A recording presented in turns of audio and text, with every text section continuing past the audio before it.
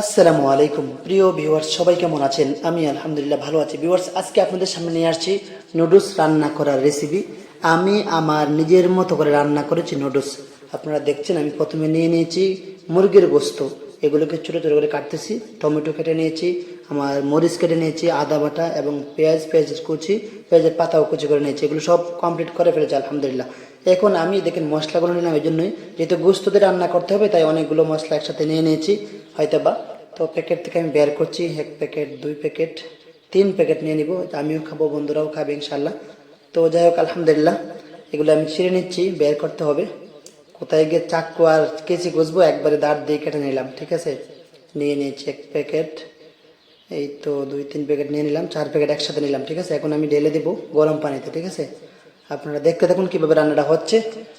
আশা করি ভিউয়ার্স হয়তো বা অনেকের সাথে মিলবে না, কারণ আমার রান্নাটা একরকম, আপনাদেরটা ভিন্ন রকম হবে। আমার এগুলো দেখেন তেল, নুডলস প্যাকেটের ভিতরে বিট লবণ এবং তেল মশলা আছে এগুলোর ভিতরে। ঠিক আছে, দিয়ে দিচ্ছে, সব কিছু দিয়ে দিলাম অলরেডি। তো এখন নরম হয়ে যাওয়ার পরে আমি আবার এই পানিটা ছেঁকে নিব।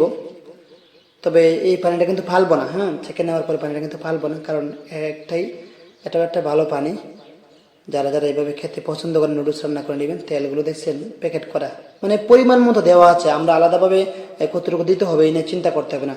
সিদ্ধ হয়ে গেছে আলহামদুলিল্লাহ। এখন আমি করবো, নরম যেহেতু হয়ে গেছে ছেঁকে নিচ্ছি। ওই যে দেখেন পানিটা কিন্তু একটা পাতিলে রাখছি পানিটা, কারণ এই পানিটা আবার ব্যবহার করবো পরবর্তীতে। নরম করে নুডলস রান্না করলে যখন জল দিতে হয় না, তখন ওই পানিটা দেওয়া যাবে ইনশাআল্লাহ। তো এই জন্য আমি কিন্তু রেখে দিয়েছি। মাশাআল্লাহ, তেল বসালাম। এখন আমি পেঁয়াজের কুচি দিচ্ছি, পেঁয়াজ দিয়ে দিলাম, কাঁচামরিচ দিলাম, কাঁচামরিচ, রসুন, এগুলো রসুন দিয়ে দিলাম। একটু নাড়াচাড়া করছি। ভাজা ভাজা যে কালো জিরা, এলাচ, নাগফল, লং আর গোলমরিচ, তেজপাতা এবং দারচিনি সবটি একসাথে দিয়ে দিলাম।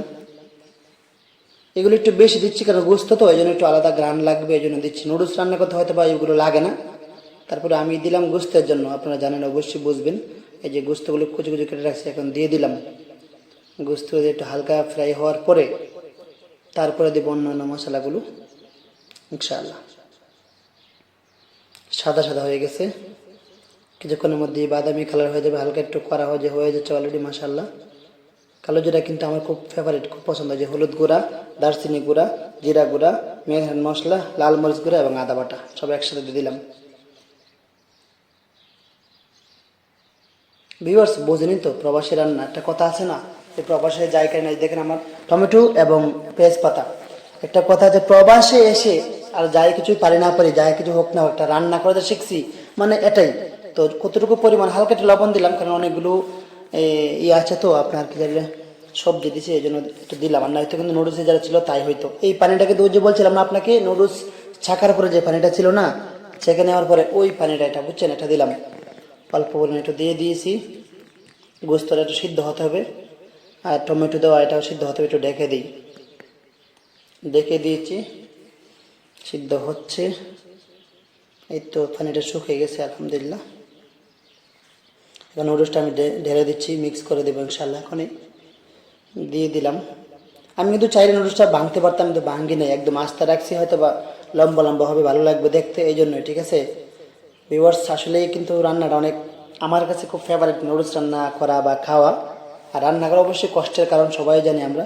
তো এখন আমি তেলটা দিয়ে দিচ্ছি। আগে কিন্তু তেল কম দিয়েছিলাম, কারণ জানি ওখানে তেল আছে। তেল, বিট লবণটা দিয়ে দিলাম, মরিচের গুঁড়াও দিলাম। তো আপনারা বলবেন কিন্তু কেমন হইতেছে, বা আমার রান্না কোনো ভুল আছে কি না, অবশ্যই কিন্তু কমেন্ট করে বলবেন। নুডলস রান্না করা কিন্তু দেখেন কালারটা, মাশাআল্লাহ মাশাআল্লাহ, সুন্দর একটি কালার।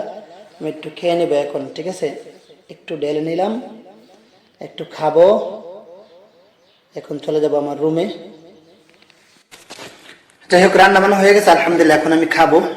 তো দেখি কেমন হয়েছে, নিজের প্রশংসা নিজে করতে নেই, তারপরেও খাচ্ছি। বিসমিল্লাহির রহমানির রহিম। আলহামদুলিল্লাহ আলহামদুলিল্লাহ। ভিউয়ার্স, আপনাদেরকে বলছি, যাদের ভিডিওটি ভালো লাগছে, আসলে অনেক কষ্ট করে বানাইছে, একা একাই, ক্যামেরাম্যান নাই। তো লাইক, কমেন্ট ও শেয়ার করে পাশে থাকবেন। ধন্যবাদ সবাইকে। আসসালামু আলাইকুম রহমতুল্লাহ।